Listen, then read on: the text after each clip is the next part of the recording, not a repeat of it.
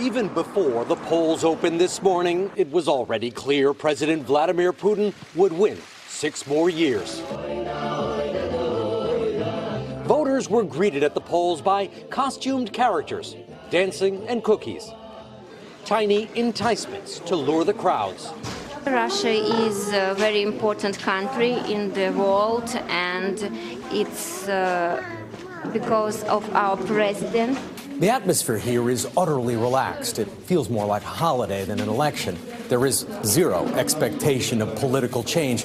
The only question is how many people will bother to show up. Turnout is a matter of pride for Putin to show that Russians would still come out for a shoo-in. It's also a focus of Putin's rivals. Alexei Navalny, an opposition leader, wasn't allowed to run. So he told his supporters to head to the polls, not to vote, but to observe, looking for irregularities. In these videos verified by the AP, voters seem to insert multiple ballots. One election official appears to stroll over to a box, stuff it, while no one in the room seems to mind. But these would only be vanity votes. Putin doesn't need fraud to win. He has deep support. And as the ballots were still being counted, Putin tonight came out by Red Square for a brief acceptance speech. Looking energetic, he thanked voters for their trust, promised hard work and unity, ending with a cheer.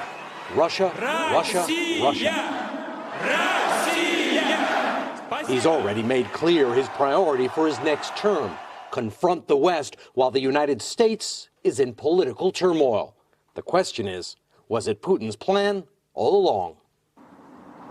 Early results show that President Putin won more than 75% of the vote, over a 60% turnout. It makes him the most popularly elected president in Russia's modern history. Hey, NBC News fans, thanks for checking out our YouTube channel. Subscribe by clicking on that button down here, and click on any of the videos over here to watch the latest interviews, show highlights, and digital exclusives. Thanks for watching.